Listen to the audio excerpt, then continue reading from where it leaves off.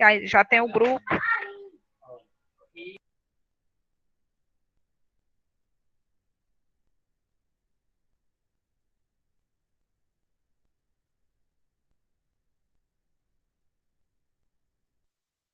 Pronto, viu, professora? Já está gravando. Ótimo, Regina, obrigada. Aí o Eugênio está dizendo que vai mandar no privado. Muito bem, Eugênio. Mandar no privado de cada corretora a gravação. É bom a gente enviar para eles mesmo. Para as corretoras. Minha gente, olha, essa ficha aí que a Jana trouxe na última, apresentou na nossa última oficina, né?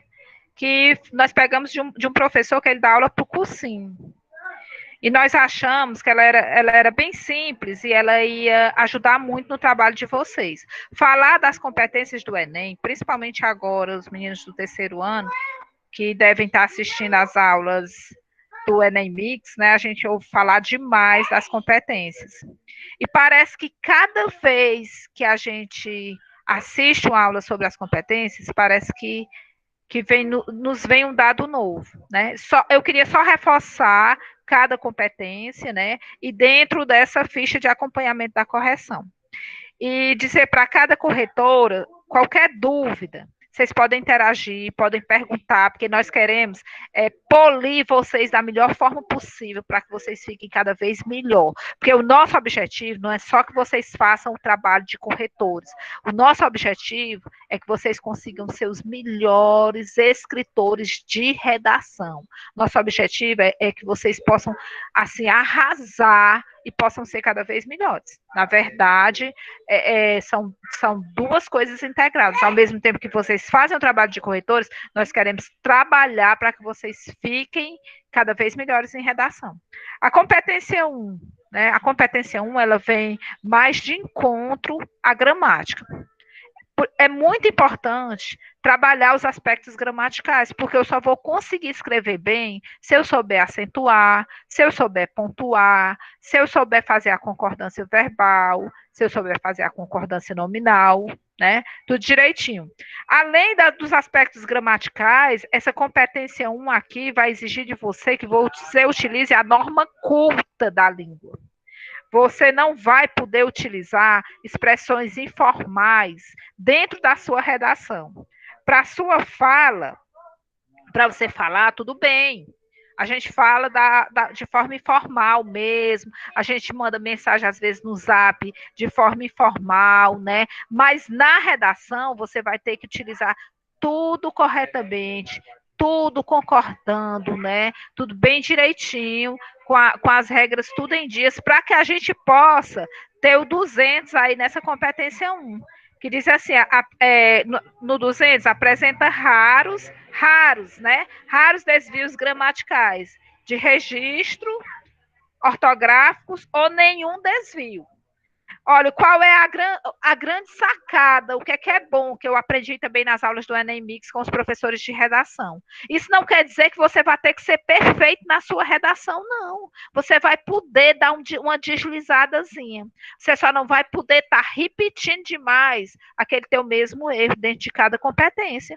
Mas se você apresentou um errinho, porque aqui diz no 200, apresenta raros, né? Então você pode apresentar erro dentro da competência 1, né, no domínio das regras gramaticais. Agora, você só não pode estar repetindo demais esses erros. Aí, aqui tem a pontuação certinha, né? 0 é quando você está totalmente fora dos padrões gramaticais, né? Aí que você vai tirar, você vai tirar 0. Essa mensagem que está aparecendo na tela é do teu computador, Jana, da bateria, é? Tá aparecendo uma mensagem na tela? É do teu, não é do meu, não, que eu não consigo nem fechar. Pessoal, me desculpa, eu tive aqui um problema técnico, mas eu já estou voltando, certo? Certo. Jana, é porque tá aparecendo uma mensagem na tela, eu acho que é do teu computador. A bateria está acabando. Eu olhei aqui o meu, mas é do teu mesmo. Aí.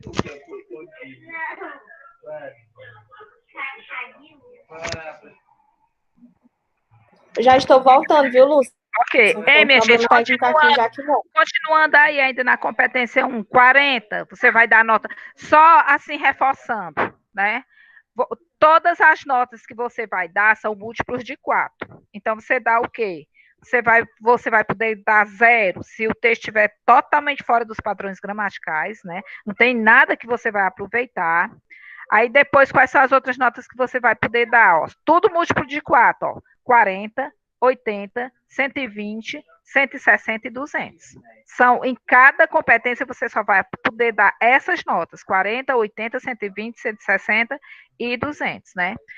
Na primeira correção, nós não trabalhamos muito bem com isso, mas na segunda nós já aprofundamos e já fizemos a correção de acordo com o Enem, né? O 40 é quando apresenta frequentes, você tem muitos erros gramaticais, frequentes, né?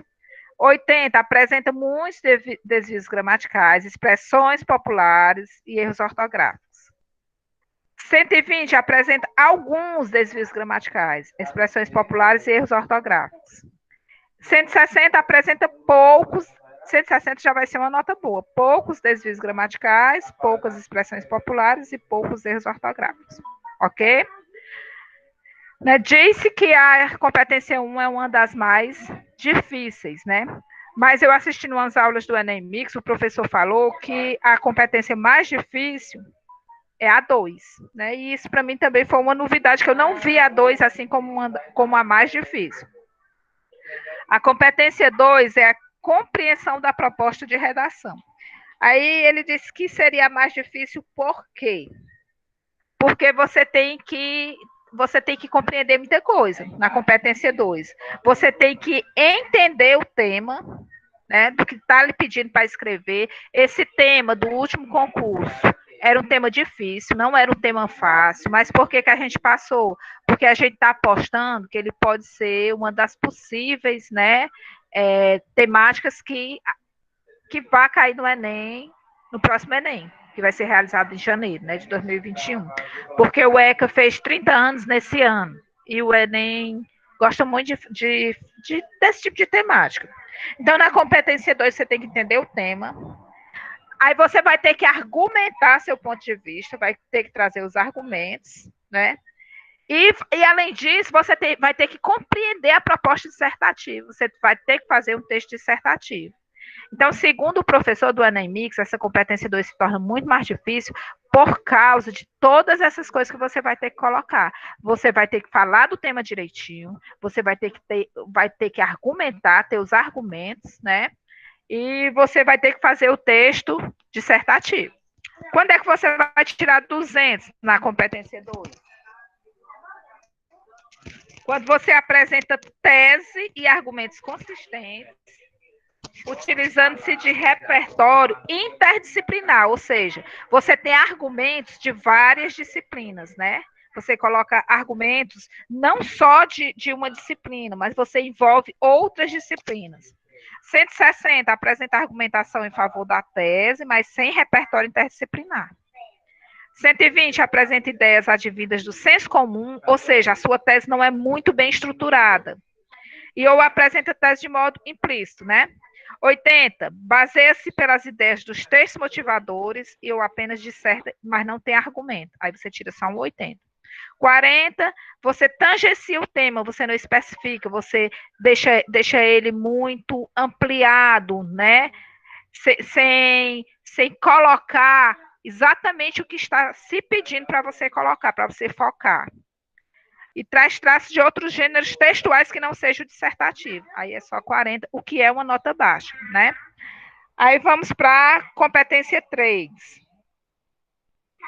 Na competência 3, você vai ter que organizar e selecionar ideias, fatos e opiniões com coerência, né? Então, na competência 3, você vai organizar as melhores informações para o seu texto. Então, 40, apresenta informações que não estão relacionadas ao tema e ou não defende uma opinião, o que é uma nota baixa. 80, apresenta informações sobre o tema de forma desorganizada e contraditória. Não houve uma organização. As notas, elas começam a ser melhores a partir do 120, né? 120 apresenta informações sobre o tema, mas limitadas às ideias dos textos motivadores. 160, que já é o verdinho, o ideal é o 200, né? Mas 160 já está no verdinho. Apresenta informações relevantes e organizadas com indícios de autoria. E 200, o texto apresenta informações consistentes e relevantes sobre o tema e com autoria. A competência 4. Na competência 4, entra a questão da coesão e da coerência, né? Se o seu texto, se ele do início ao fim, se você não se contradisse, se você foi o tempo todo fomentando e fundamentando a sua tese, né? Se você selecionou os conectores, o que são os conectores? São aquelas palavras das classes gramaticais, né?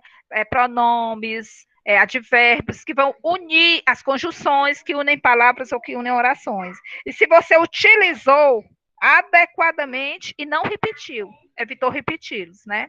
Então, na competência 4 é a coesão e a coerência. O 40 apresenta articulação precária entre as partes do texto com muito erros de coesão. 80 apresenta articulação insuficiente, com baixo repertório e muitos erros de coesão.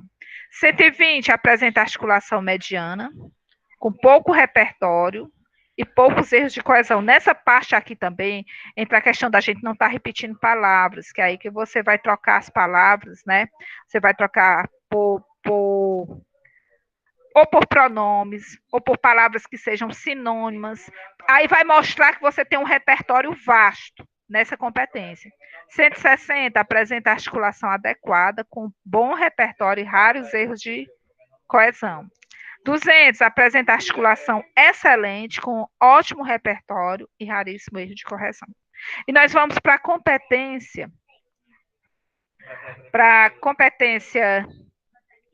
5, né?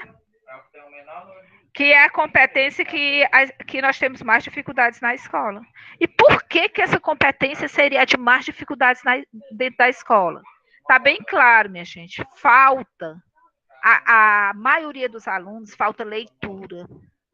Se todo mundo tivesse mais empolgado com leituras, que todo mundo tivesse mais ligado nas informações, nas atualidades, se assistisse mais jornais, nós teríamos um conteúdo, né, um repertório mais vasto para poder se dar bem nessa competência 5. Na competência 5, o que é que a gente vai fazer? Toda a redação do Enem, ela traz uma problemática.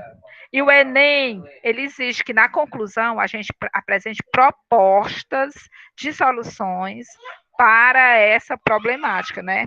Então, na competência 5, né, a gente vai elaborar uma boa solução, procurar elaborar uma solução que seja viável, né? E não pode ter ideias intolerantes nessa solução. Porque se a gente colocar alguma coisa de intolerância, né, você vai estar ferindo os direitos humanos e a gente acaba zerando nessa competência. Então, 40, o texto apresenta uma proposta implícita ou precária ou relacionada apenas ao tema.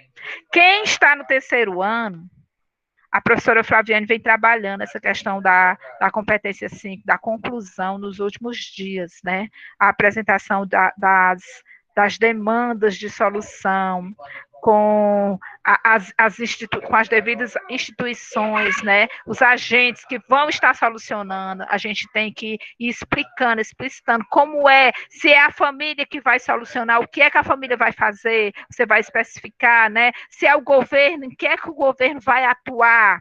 Você tem que colocar os agentes que vão que vão dar soluções para aquela demanda. 80, apresenta proposta não detalhada e ou não articulada com a tese e os argumentos. A sua proposta de solução, você tem que revisitar a sua tese, tá? Tem que estar em cima da sua tese, né? Daquilo que você colocou, o seu pensamento, a sua opinião dentro da temática. 120 apresenta proposta relacionada ao tema, mas pouco articulada com as ideias do texto. 160 apresenta boa proposta relacionada ao tema e articulada com as ideias do texto. E o 200, que todos nós queremos, apresenta proposta detalhada relacionada ao tema, articulada com as ideias do texto. Minha gente, ó, é isso, a gente está só fazendo um reforço para cada competência. Né? Eu espero que fique cada vez mais claro. E eu tenho visto o trabalho dos professores de redação dentro de cada competência. E vocês têm tudo para ficar cada vez melhor nesse aspecto. E nós vamos continuar aqui com a nossa pauta da nossa oficina. Lúcia, por enquanto, o chat só tem uma mensagem da Jana, a professora Janaína, que a bateria do notebook dela descarregou e ela não viu que estava descarregando, porque ele desliga logo. E até agora os alunos não têm nenhuma dúvida, nenhuma pergunta no chat. Ok. Ok.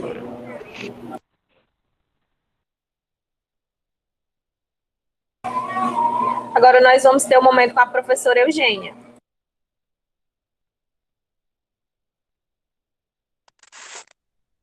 Meninos, esse momento é para tirar algumas dúvidas de vocês, tá certo? Um momento assim riquíssimo também, porque quando a gente está corrigindo redação, realmente a gente tem alguma dúvida, porque assim, a gente está decidindo, né? Meio que está decidindo a vida, né? A vida estudantil de alguém, alguém vai ganhar ou deixar de ganhar um certificado, né? Por causa da nossa avaliação. A gente não quer ser injusto, não é isso?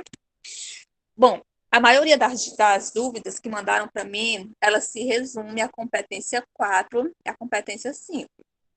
Muitos dos meus corretores tinham dúvidas sobre o que era coerência, o que era coesão, sobre a competência 5, dúvidas sobre... Por exemplo, o aluno, na redação dele, coloca todos os agentes, coloca até a proposta de intervenção em si, mas o corretor não considera que ela seja legal, por mais que tenha todos os elementos que a gente ensina vocês a colocar, como os agentes, dizer o que a gente tem que fazer. Aí um dos corretores queria saber se isso prejudicava, se mesmo tendo todos os elementos, mas a proposta em si não sendo boa, como é que ele poderia avaliar? Enfim, a gente vai ver aqui no decorrer das explicações. Nânia, pode passar o slide. A gente vai começar pela competência 4, tá certo? A gente vai aprofundar um pouco a mais do que a Lúcia até já deu uma boa ideia do que seja. Pode passar, Janaína. Só para não esquecerem, a competência 4, ela requer, né, que o aluno demonstre conhecimento dos mecanismos linguísticos necessários para a construção da argumentação. Aí nós vamos ver que esses mecanismos, eles se resumem praticamente em 3 coisas que eu quero que vocês analisem quando forem corrigir a redação. Pode passar, Janaína. A primeira é a coesão e coerência propriamente dita. Aí muita gente tem dúvida, pode deixar aí mesmo, né, nesse daí da redação, tem dúvida, pode passar aquele lá da redação, pode passar para frente. Muita gente tem dúvida sobre o que é essa coerência, sabe que é não se contradizer, mas como é assim se contradizer? De uma forma bem simples, quando eu digo, por exemplo, ó, eu me queimei com café frio, é possível em se queimar se o café está frio? O queimar e o frio não combinam. Então, nesse caso, eu já me contradisse, certo? Porque não é possível. Então, se contradizer é quando eu falo alguma coisa que, na realidade, não faz sentido algum, tá certo? Nesse texto aí, aumentem aí na tela de vocês, coloca o dedinho e abra como se fosse foto, tá bom? Dar para vocês acompanhar aí a leitura. Esse texto aqui não tem coerência, não tem coesão nenhuma. Para vocês verem, ó. Google briga. Internet ruim, muito pessoas, mais trabalho, carro, internet, sinal, mais internet, difícil.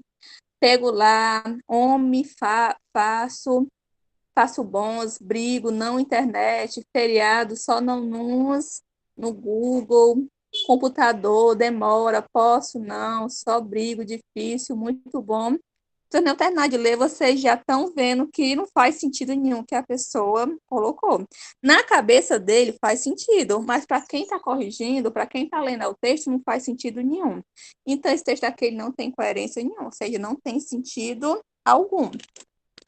Mais exemplos de coerência. Janaína, pode passar o slide. Então, coerência, gente, é alguma coisa que faz sentido.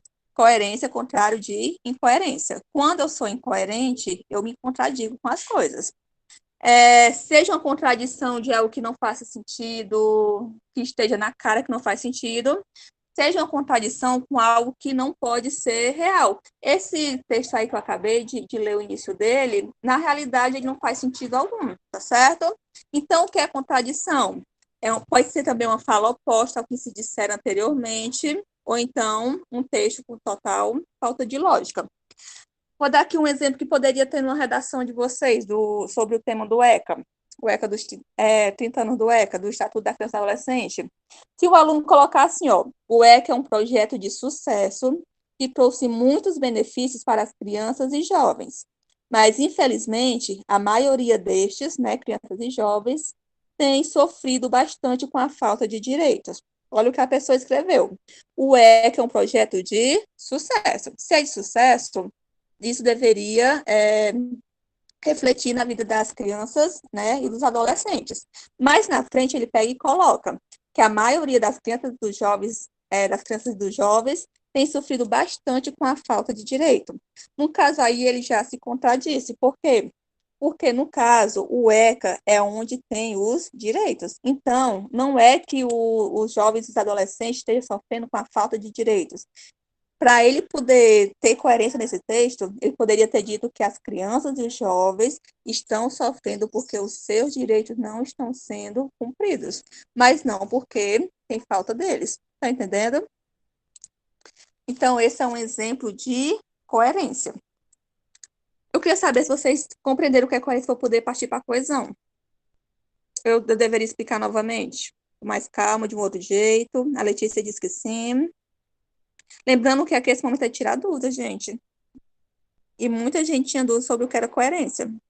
Então, só para fechar, a coerência é daí. É quando a coisa não faz sentido. Ou quando algo não faz sentido, ou quando eu contradigo, é meio que eu estou me desmentindo a mim mesma, certo? No caso aqui, nesse exemplo, ele falou que o ECA era de sucesso. E a gente sabe que o ECA é onde tem os direitos das crianças. Mas na frente, no parágrafo, o aluno poderia ter colocado que as crianças têm sofrido com a falta de direito.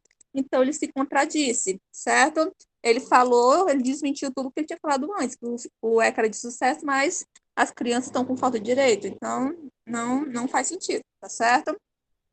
Tirânia, pode passar. Sobre a coesão.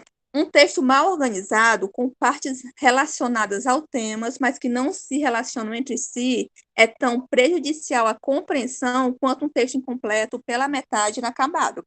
Olha, quando os alunos escrevem o texto, na cabeça, gente, dele faz todo sentido. Na cabeça dele tá tudo ligadinho, todas as coisas têm tudo a ver uma coisa com a outra, porque é o pensamento dele. Mas lembre que nós, quando escrevemos, nós não escrevemos para nós entender, nós escrevemos para que o outro entenda. Então, quando o corretor vai ler o texto, e o texto lá, as partes não estão ligadas entre si, vai ficar difícil da gente entender realmente o que o aluno quis dizer, tá certo? Então, o texto, o que está escrito lá pelos alunos, não precisa ser só relacionado ao tema, não. Tem que estar relacionado ao tema, mas tem que estar relacionado entre si. O que eu coloquei lá na introdução tem que ter alguma coisa a ver lá no desenvolvimento. E aí tem que ter a ver com alguma coisa lá na conclusão. As três partes têm que estar ligadas uma com as outras, tá certo? Mas sobre a coesão. Repetição de palavras tem a ver com coesão. Como assim? Olha, quando eu vou reescrever, quando eu vou retomar o meu pensamento, a minha ideia, o que eu estou falando, se eu vou retomar, eu vou falar sobre a mesma coisa. Mas como assim, Eugênia? Tu falou que tem que estar ligada, mas não pode repetir. Olha, tem que estar ligada sim, mas não precisa repetir a mesma coisa, a mesma palavra, tá certo? Então, repetir palavras é um erro gravíssimo no texto. A Janaína pode passar. Repetir palavra é um erro gravíssimo para a quarta competência, tá certo? Pode passar de novo. Uma palavra escrita não pode chamar mais atenção em um texto do que as ideias por ele expressas. Nesse sentido, repetir palavras de forma exagerada extravia a atenção do leitor para a amostra do leitor, dada a amostra de desorganização. Então, falando mais claro, eu estava olhando aqui o meu computador estava com um slide, eu passando no computador e nem olhando aqui para o celular, que era outra coisa. Por isso que eu me atrapalhei. Mas voltando aqui. Pois bem, como eu falei, todas as partes do texto têm que estar ligadas entre si. E uma informação tem que retomar a outra. E quando eu for retomar, ou seja, quando eu for voltar ao que eu estava dizendo antes, eu tenho que ter cuidado para não estar repetindo as palavras. Então, vocês vão olhar lá na redação do aluno se ele está repetindo essas palavras, porque não pode. Quanto mais palavras repetidas, menor vai ser a nota dele. Pode passar. Ainda sobre a coesão, que tem a ver com retomar o que foi dito antes, tá certo? Entra a questão dos conectivos. E os conectivos, como a Lúcia já deu vários exemplos, são o quê? São as conjunções, são os pronomes, tá certo? Helena, pode passar. Quando se constrói um texto, é como se estivesse edificando uma parede. As ideias são os tijolos que precisam, porém, estarem unidas pela coesão da massa de cimento. Dessa forma, ainda que as ideias sejam relevantes, consistentes dentro do tema, se não houver uma boa união desse conteúdo, a redação não é segura. Pode passar, Janaína. Então, gente, o texto tem todas as ideias lá, bem legal, certo? A pessoa tirou nota muito boa lá na terceira e segunda competência, mas essas ideias entre si, elas não estão conseguindo ficarem ligadas uma à outra, ficarem unidas umas com as outras, porque está faltando algumas palavrinhas que vai tornar essa união possível. Então, quero que vocês prestem atenção quando forem corrigir, se palavras como estas aqui dos exemplos aparecem lá. Quanto mais conjunções forem usadas, conjunções ou outros conectivos, melhor vai ser para a redação do aluno. Tem vários tipos. Tem conjunção de adição, adversidade, conclusão, de explicação, de consequência, temporal. Tem vários tipos de conectivos. Mas os que mais têm a ver com texto dissertativo argumentativo são esses daqui. Que adicionam uma informação à outra, a gente chama de conjunção aditiva. Quando usa o i, o nem, mas também, mais ainda, como também, bem como, certo? A adversativa é quando uma ideia está sendo contrária à outra. Aí eu uso mais, o porém, contudo, todavia, entretanto, no entanto. Conclusiva é quando eu vou concluir meu pensamento. Logo, portanto, se não, por isso, por conseguinte, pois. Explicativa para explicar. Por quê, que, uma vez que e pois. Vocês têm que prestar atenção, porque uma coisa que se repete muito é o porquê nas redações, viu? Quando o aluno repete muito porquê, ele está usando conectivo, mas tá repetindo, então uma coisa anula a outra. Pode passar, Janaína. Também é muito usado conjunções causais. O porquê, visto que, pois que, como, e concessivas. Embora, ainda que, se bem que, mesmo que. Pode passar, Janaína. Temos outros termos de transição que ajudam muito na redação. Quando eu quero afirmar alguma coisa, com certeza, certamente, de fato, por certo, indubitavelmente, que é a mesma coisa de sem dúvida. É muito importante usar essas palavrinhas aí, porque mostra que você que está escrevendo a redação, o aluno que está escrevendo a redação, ele tem certeza daquilo que ele está falando. Continuidade. Além disso, também, ainda por cima, bem como esse de continuidade é super importante, porque ele já mostra que uma ideia está sendo dando continuidade à outra, está sendo adicionada à outra. Pode mudar, Janaína. Explicação, por exemplo, isto é, a saber, conclusão, em resumo, em síntese, em suma e de prioridade. Em primeiro lugar, primeiramente, de saída, antes de tudo, acima de tudo, inicialmente. Então, galerinha, o que é que eu quero que vocês saiam daqui sabendo da quarta competência? A quarta competência, ela se resume em coesão e coerência. Então, o que é que vocês vão observar? Vocês vão observar primeiro se o texto ele tem sentido. Se o texto, tudo que está sendo escrito lá faz sentido, tá certo? Se tiver sentido para você, então é porque o texto tem coerência. E coesão, vocês vão analisar se o texto, quando o aluno está retomando aquilo que ele disse antes, ele está repetindo muitas palavras. Se tiver muita repetição, a nota vai baixando, certo? E, ao mesmo tempo que você olha se tem muita repetição, você olha esses conectivos aí, essas palavrinhas aí. Se estiver usando bastante elas, a nota melhora, certo? E aí, sobre a competência 4, alguma dúvida? Sobre o que avaliar? Primeira coisa, se o texto faz sentido. Depois vocês olham a repetição de palavras, se tem muitas. E por último, vocês vão olhar as palavras conectoras, certo? Se tem várias, se repete essas palavras conectoras, ok? Eu queria saber se realmente foi entendido, para poder passar para a quinta. Ninguém.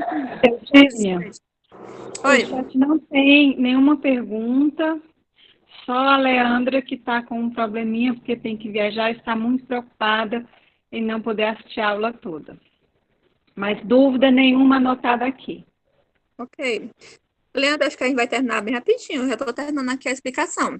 A competência 5, ele é mais simples. A dúvida, como eu falei para vocês, era dos alunos, dos corretores do terceiro ano, era dos alunos que, mesmo colocando todos os elementos, o corretor acredita que a proposta de intervenção não foi tão legal assim.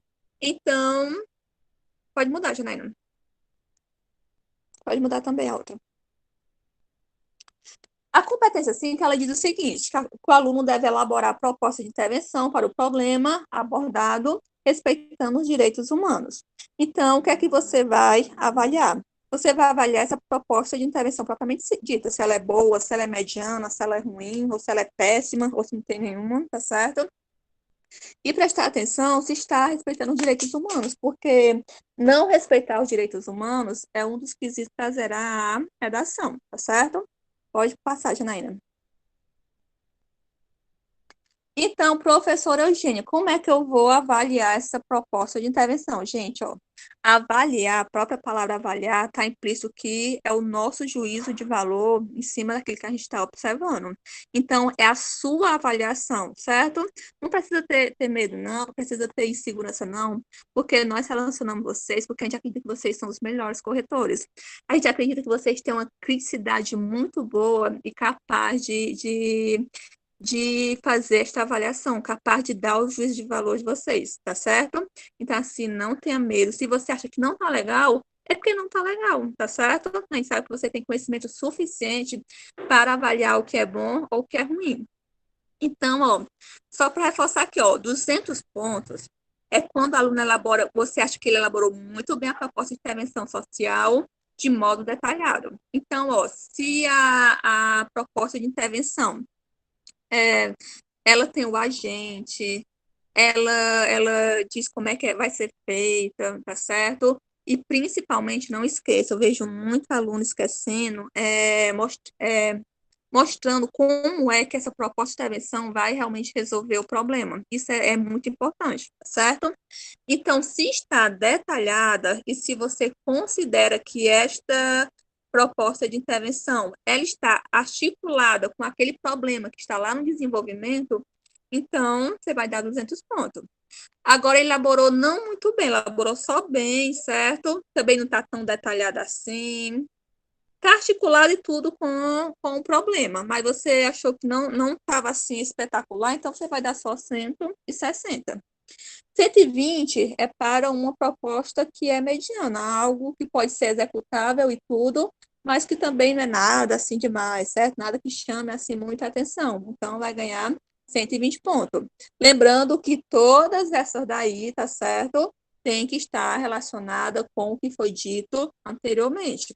Por exemplo, lá no ECA, o problema abordado lá na redação, né, sobre o ECA, o problema abordado é que os jovens, né, crianças e adolescentes, não têm os seus direitos cumpridos porque as pessoas não têm empatia com as crianças e adolescentes.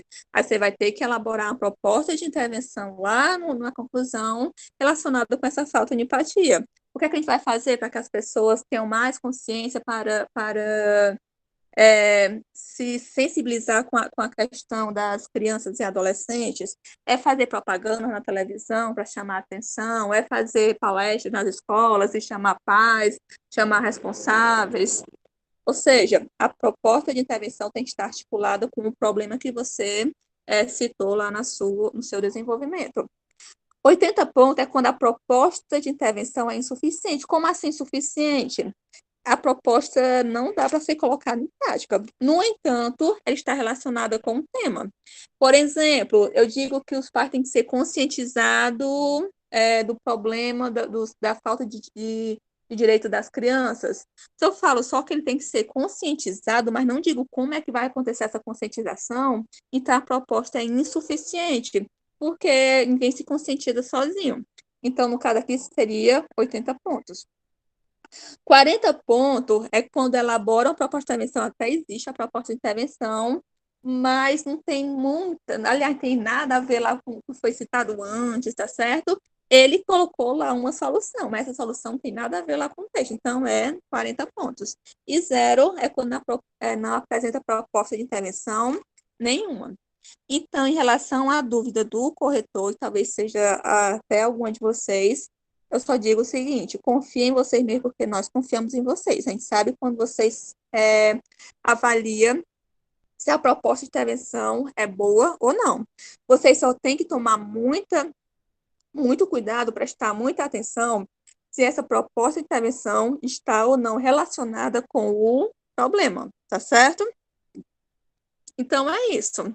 Eu espero que tenha tirado as dúvidas de vocês. Se não, pode falar, gente, que eu tenho o maior prazer de explicar tudo novamente, de organizar o pensamento melhor, de falar de um outro jeito, de usar a linguagem mais simples. Eu quero é que vocês compreendam realmente como avaliar a competência 4 e a competência 5.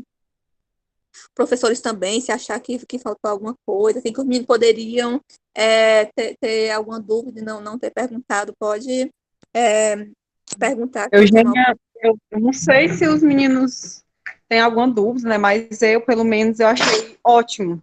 A forma como você contextualizou o que é coerência na prática, acho que eu nunca tinha nem, assim, pensado em explicar da forma, né, citando os exemplos que você citou, que coerência geralmente é o que mais derruba o texto dos meninos, quando a gente vai corrigir, é a falta de coerência, né, coesão também, mas a coerência é o que mais tem impedido. Ficou muito claro, eu também gostei da explicação da coerência, assim, de uma forma muito clara que a Eugênia colocou, né, que possa, assim, que a mensagem possa ser entendida pelos meninos, né, assim, de uma forma simples. Coerência é aquilo que faz sentido. Eu achei que ficou muito bem explicado.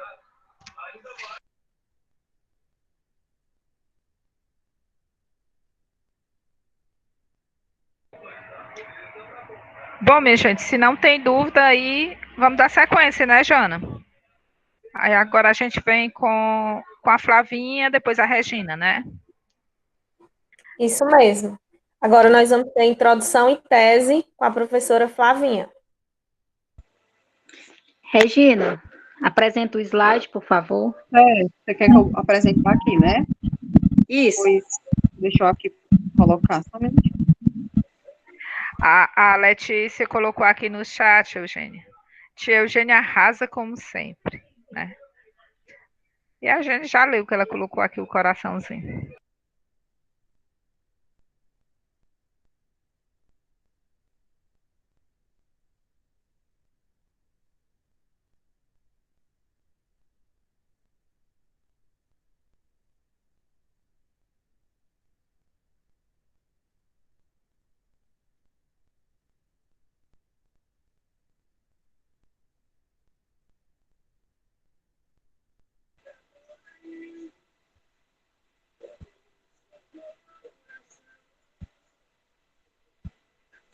Pronto, gente. Eu vou estar falando brevemente para vocês sobre o tema em si, certo? Os 30 anos de Estatuto da Criança e do Adolescente, a gente vai estar vendo algumas coisas, algumas informações sobre os avanços e os desafios, certo? Pode passar, Elis. Eu coloquei tópicos que é para a gente avaliar, tá certo? Na introdução, o que a gente poderia estar colocando? O que eu vou falar aqui, eu vou iniciar pela tese, mas claro que a gente vai até o desenvolvimento, tá certo? Bem rápido, de forma sucinta. O que a gente poderia estar colocando aqui? Aqui a gente poderia, na tese, poderia estar colocando, e vocês poderiam estar avaliando nas redações, fazer um paralelo de como era o tratamento com as crianças e adolescentes antes e após o ECA. Deixa eu só colocar uma situação aqui para vocês, para a gente poder imaginar. Imaginem aí uma criança ou uma adolescente, né, que passou por uma inadaptação familiar ou social, ela não conseguiu se adaptar na família ou socialmente, e ela é punida da mesma forma que alguém que cometeu um crime, né, pelo simples fato dela ser pobre e não ter alguém responsável por ela. Então, assim, só para a gente ter uma noção, isso acontecia no Brasil até 1990, e tinha um código chamado de Código de Menores, certo? Esse código, diferentemente do ECA, ele não protegia a criança. Mas o que ele fazia? Ele tinha a preocupação desse Código de Menores era de quê? A preocupação dele era de manter a ordem social, certo? E não proteger a criança. Então, assim, a gente via que a criança era tida como ninguém, né? Não havia uma proteção. Então, a gente, na tese, poderia fazer um paralelo com relação ao tratamento de antes e após o ECA. Então, com a entrada de vigor do Estatuto da Criança e Adolescente, a gente percebe o quê? Que meninos e meninas, né, adolescentes, eles passaram a ser vistos sob uma nova perspectiva, como sujeitos de quê? De direitos. E isso poderia estar sendo colocado na tese. E essa lei, a preocupação dessa lei, ela passou a ter o quê? A proteção integral de todas as pessoas com entre 0 e 18 anos, certo? E a gente pode também analisar que o ECA, essa simples vigência do ECA, da lei, ela não garantiu, né, que todas as suas previsões fossem cumpridas. Mas a gente sabe que muitos avanços ocorreram de forma gradativa, certo? E contínua. Mas a gente sabe que o estatuto, ele ainda não é aplicado. Então, isso poderia estar sendo colocado na tese, certo? Mas, professora, quais são os avanços que a gente pode estar citando e que a gente pode estar analisando nas redações? Por exemplo, a gente sabe que o Código de Menores, como eu bem coloquei, o Código de Menores, como eu bem coloquei, a preocupação deles era simplesmente manter a ordem social. E nós já tivemos muitas mudanças no tratamento da criança e do adolescente, que a gente pode colocar o quê? O estatuto, né? Que ele inovou ao atribuir responsabilidades em relação a pessoas de menores de 18 anos, não apenas a família, mas essa responsabilidade é também de quem? Do Estado, da sociedade, de todos. Então, todos devemos ter o bem-estar desse público como prioridade. Então, isso aí é um avanço, certo? A gente pode analisar também que o ECA, ele possibilitou avanços também como conselhos tutelares, né, que antes a gente não tinha, e boa parte disso ocorreu por força do Estatuto mesmo, certo? Essa luta diária das pessoas de atuarem, não medir esforços para assegurar o direito da infância e da juventude. E vocês podem estar analisando isso aí nas redações dos meninos, tá certo? Pode passar, Elis. Qualquer dúvida vocês podem estar falando. Pronto, o que eu acabei de colocar aqui. O Estatuto, ele inovou, né, ao atribuir responsabilidade em relação à pessoa com menores de 18 anos, não apenas a família, mas responsabilidade de todos, do Estado e da sociedade, né, o que significa que todos devemos ter o bem-estar desse público com prioridade. Outra coisa, o ECA, gente, ele é um marco, e são os avanços, né, que eu coloquei. É um marco para a infância, porque ele estabeleceu exatamente a criança e adolescente como sujeitos de direitos, né, e previu claramente atribuições à família, à sociedade, como eu bem falei anteriormente, como garantia desse segmento ao alcance de direitos. Lu, você pode só ler o comentário da professora Eugênia? A professora Eugênia falou que você está falando, o livro Capitães na Areia, de Jorge Amado, também fala, tomara que alguém tenha citado esse livro que estava nos posts que ela compartilhou. E a Lúcia está pedindo para os alunos guardarem todas as informações que você está dando.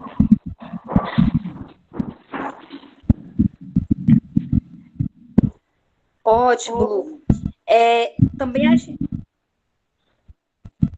Também o que a gente pode citar aqui, né?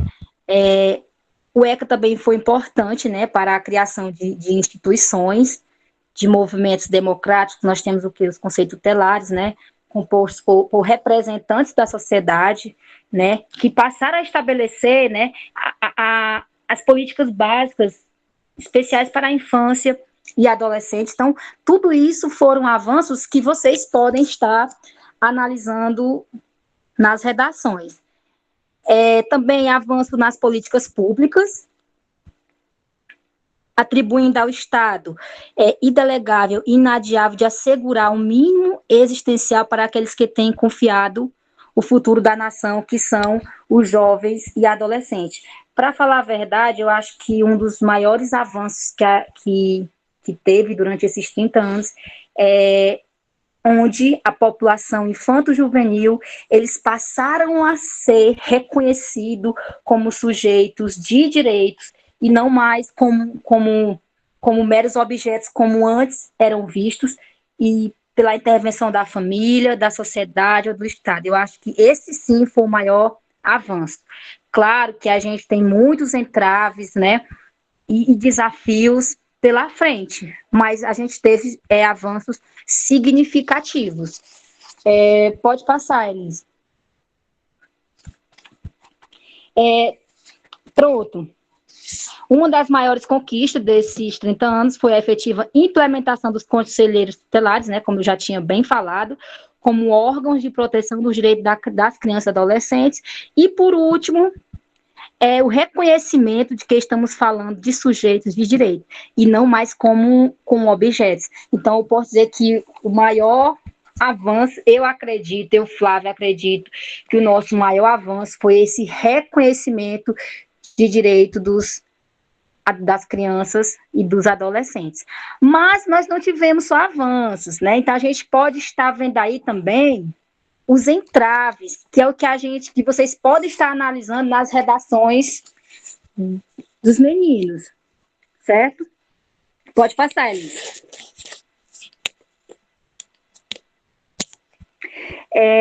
Os entraves, a gente pode analisar o quê? Contexto adverso, né, na área da infância e da juventude, evidenciado por indicadores das demandas reprimidas nos setores da saúde. Há uma uma ineficiência nos setores da saúde, da educação, de direitos realmente fundamentais nessa intensidade da própria condição humana, né? que a gente precisa mudar isso, né? E de que forma a gente poderia mudar isso?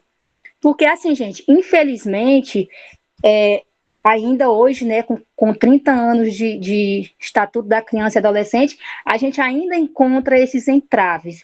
Só falando logo sobre o que a Elis vai falar, sobre a conclusão, quando eu falo sobre esses entraves aqui de demandas reprimidas nos setores da saúde, da educação, eu acho que esse quadro, ele precisa mudar. E não é que ele requeira novas leis, porque a gente sabe que tem muitas leis, mas eu acho que é necessário que nós consigamos fazer cumprir o ECA na sua totalidade. Isso poderia já ser colocado na proposta de intervenção, né? Assegurar dispositivos legais que asseguram os direitos da nossa infância e da juventude, que vocês já poderiam estar analisando na proposta de intervenção, certo? É preciso que consigamos ampliar os desafios, né? É preciso que consigamos ampliar o cumprimento da lei, e aqui esse desafio já é quase também como uma entrada já para a conclusão. É preciso que consigamos ampliar o cumprimento da lei do ECA, que trata da formulação e implementação de políticas públicas para a criação e adolescentes. Então, há essa necessidade, né, de criar políticas públicas, que eu creio, a gente sabe que tem, né, mas que infelizmente não é cumprido na sua totalidade, tá certo? E há essa necessidade, né? A revolução no atendimento dos direitos da criança e dos adolescentes, né, possibilitada pelo ECA, ainda não ocorreu na proporção que seria possível, sendo o principal desafio próprio do cumprimento da lei. Realmente, o ECA ele não está sendo cumprido na sua totalidade, né? Aí, nesse caso, a gente poderia, como proposta de intervenção, fazer o quê?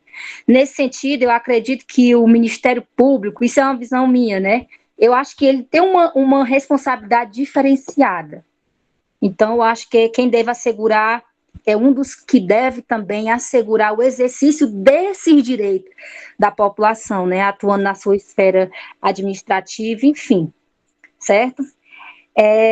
De acordo com o relatório nacional PISA, em 2012, mais de 60% dos alunos brasileiros com mais de 15 anos não estavam plenamente habilitados no exercício da cidadania, por insuficiência de letramento e baixo nível de educação, de proficiência, na verdade, falando aqui na esfera educação, né? Como a gente pode falar, analisar, nesses 30 anos de Estatuto da Criança e do Adolescente, teve muitos avanços, claro, né? A gente teve muitos avanços, mas nesse tocante, a questão da educação era até o que eu estava falando hoje com os meninos do 3º ano. Muitos desafios precisam ser superados, né? A gente vê, assim, uma defasagem muito grande na questão da educação, então precisa também ter um olhar diferenciado para isso. E, assim, eu acho que como solução, diante do que eu li, observei, estudei, eu acho, assim, que quando se fala no tocante educação, eu acho que a gente poderia analisar de uma forma, fazer uma análise do ensino do período integral, né? Eu acho que isso seria interessante. Então, assim, tem muitas outras coisas que a gente precisa analisar, certo? O que mais que a gente pode passar, Elis? Assim, são vários fatores que a gente ainda, são vários desafios que ainda precisam ser superados, né? Ainda precisamos garantir as promessas previstas pelo Estatuto saiam do papel e tornem-se realidade para todas as crianças e adolescentes. Então, assim, a gente precisa ver que essas promessas pelo Estatuto, elas ainda, muitas delas, estão apenas no papel. E também é preciso avançar, né, nessas estratégias de prevenção das violências e violação dos direitos de meninos e meninas. Com uma organização de rede de proteção. Precisa ter projetos voltados para essas vítimas, né, porque infelizmente ainda falta muito. Apesar de que durante esses 30 anos muitos passos foram dados e a gente já tem, assim, avanço, né? E é isso, qualquer dúvida, se eu souber tirar, podem perguntar. Aí, assim, gente, eu trouxe esses pontos, mas que vocês podem estar analisando a redação dos meninos, né? Para dar um norte também para vocês do que poderiam ser colocados na redação, tá certo? Flavinha, aqui no chat, a Lúcia disse que você lacrou e eu coloquei que você arrasou, fala com muita propriedade, parece uma especialista falando. E parece não, né? Você se especializou para falar. E a Eugênia concordou comigo. Muito obrigada. Pois é, eu passei assim uns 3 dias estudando e anotando e assistindo vídeos, porque os nossos alunos, os nossos corretores, eu fiquei muito preocupada de como passar essas informações para eles, né? Porque são corretores maravilhosos. Mas foi muito bom. Olha, Foi os excelente, com meninos muita do terceiro clareza. ano, por isso que eu coloquei no chat, porque assim, para mim, esse tema aí é uma das apostas do Enem. Então, os meninos que vão fazer o Enem agora deviam pegar todas essas informações que a Flavinha repassou, né? E já ir dando uma olhada, uma estudada. Loura, é bom colocar a gravação dessa oficina lá no grupo dos Estrelas do Enem, porque é Sim, muito vou material colocar. bom. Verdade. É com você, Elisa, agora. Vamos lá. Gente, vocês devem estar pensando assim, por que não teve essa oficina antes de nós fazermos a redação, né? Tanta dica boa. Mas é isso. Para vocês que vão corrigir textos que já foram feitos sobre esse assunto, é legal que vocês tenham uma base do que vocês devem procurar, né, do que o aluno deve ter escrito. E também é bom para que você, né, já faça uma pré-correção do texto que você mesmo escreveu. Então, vamos lá. Eu fiquei com todas as partes da redação, elas requerem assim, muito estudo, muita análise, muito cuidado. Mas a conclusão, embora seja um parágrafo, mas é uma parte da redação crucial. Por quê? Porque é o fechamento de tudo que foi dito. Lá, né, é uma competência, é avaliado pela competência 5, e lá deve ter a famosa proposta de intervenção. E assim, através dessa proposta de intervenção, o corretor, ele vai diagnosticar várias coisas sobre quem está escrevendo aquele texto, né? Ele vai ter um conhecimento ainda maior, ele já teve, né, ao ver a pessoa iniciando a redação, fazendo ali a contextualização, seja com uma citação, seja de um pensador, de um fato histórico, e adentrando no assunto, argumentando, né, nos parágrafos de desenvolvimento, mas ele vai ter a certeza que aquela pessoa ali tem repertório mesmo sociocultural geral e conhecimento de causas sociais, ou seja, lá de qual assunto for, quando ele chegar na conclusão. Eu gosto muito de me deter às frases de efeito. Para mim, tem aquelas frases padrão, né, que se usa para iniciar parágrafos, que são importantes, né, que entra na parte da coesão, para o texto ficar coeso, mas o assunto aqui mesmo em si é o conteúdo que você deve abordar na sua conclusão. Para começo de conversa, na conclusão deverá ser feito um pequeno resumo do que foi citado nos parágrafos de desenvolvimento, ou seja, comentar de forma rápida, né, a tese. É imprescindível o desenvolvimento de uma proposta de intervenção, e a proposta de intervenção deve contemplar segmentos que abrangem a família, o Estado, as instituições de ensino, a mídia, ONGs, enfim, a sociedade no geral. Mas o que seria essa proposta de intervenção? Em palavras simples, seria uma espécie de solução. Nos parágrafos de desenvolvimento, você apresentou problemas, né, relacionados àquela temática. Você argumentou que algo deixou a desejar, né? E você jogou o que tinha de problemática. Mas quando chega aqui na conclusão, é onde você vai dar ideias. E o mais importante é que você tem que fazer isso de forma sucinta, né, que não pode também chegar a um grande número de linhas, mas que não fique vago. Você não pode, de repente, escrever algo na conclusão, uma proposta de intervenção, de algo que você não escreveu no desenvolvimento. Tem que estar relacionado ao que você citou no seu desenvolvimento. Não deve haver informações novas, né? Às vezes a gente se depara com o aluno colocando mais informações na conclusão. Se você está dando mais informação, significa que você está continuando o desenvolvimento. Porque você tem que lembrar que lá é o fechamento, você está cerrando. E assim, começando aqui, eu tenho exemplos dentro do assunto que nós abordamos nesse último concurso, exemplo de como retomar a tese na conclusão. Veja bem aqui, ó. Concluímos, portanto, que no decorrer da história houveram muitas conquistas e avanços no que diz respeito à seguridade dos direitos das crianças e adolescentes, sendo cabível também citar o quanto ainda precisa ser feito em prol da garantia do cumprimento das leis voltadas para esse público vulnerável. Esse seria um exemplo de como retomar a tese, né? Porque, no geral, o que a Letícia até conforme, já que nós terminamos, Letícia, paciência, é rapidinho.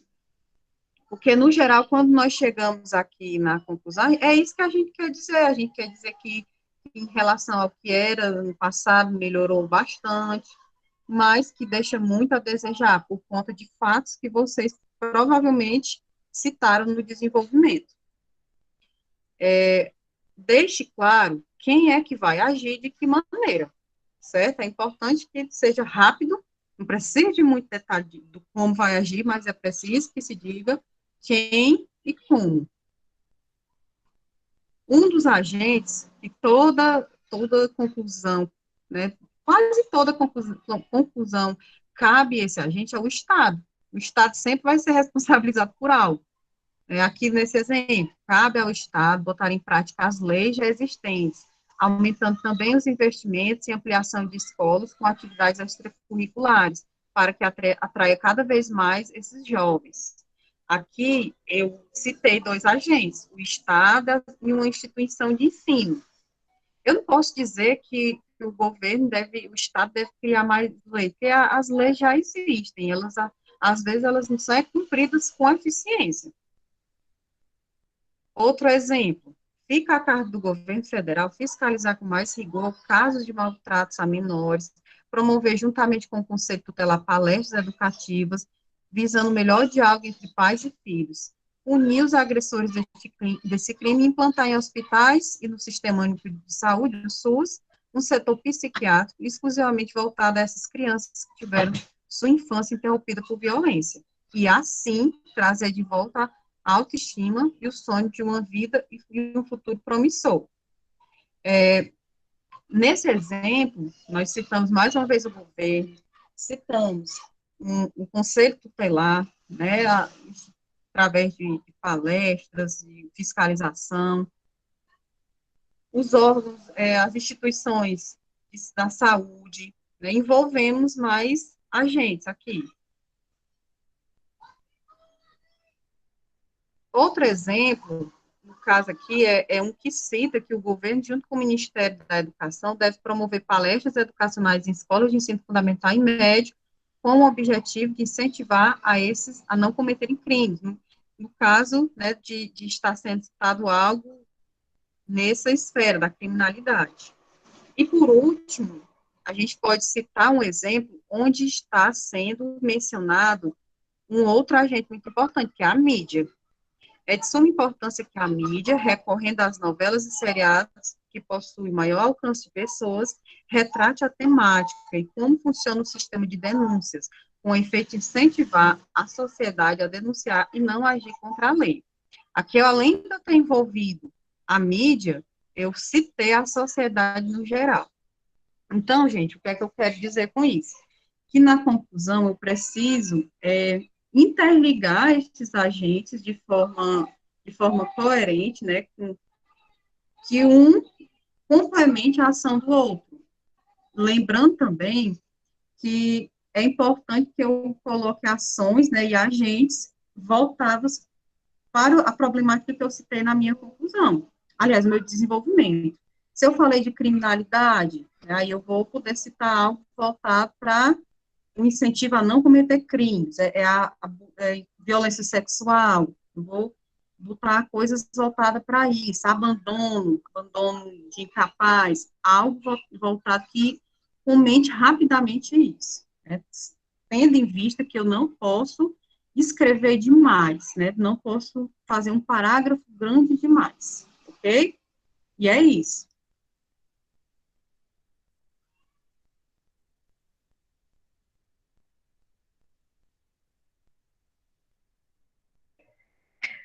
Encerrou, Regina? Encerrou, né? Sim, doutora, sim. Minha gente, olha, queria agradecer quem ficou até agora, quem ficou até o final. Eu tenho certeza que quem participou desse momento pôde aprender muito. E eu queria se fechar uma coisa com vocês antes de vocês saírem. Eu queria fazer mais um desafio às corretoras.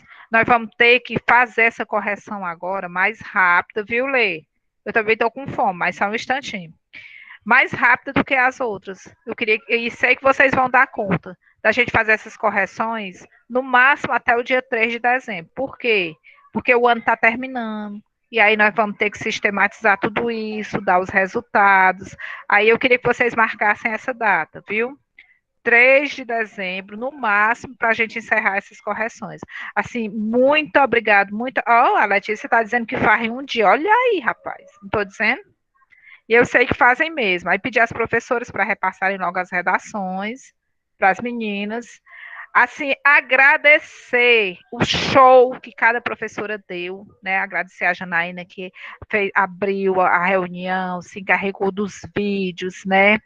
A professora Eugênia, que foi super esclarecedora com relação à grande dificuldade dos meninos, com relação à coerência, coesão, ao show de informações que a Flavinha trouxe.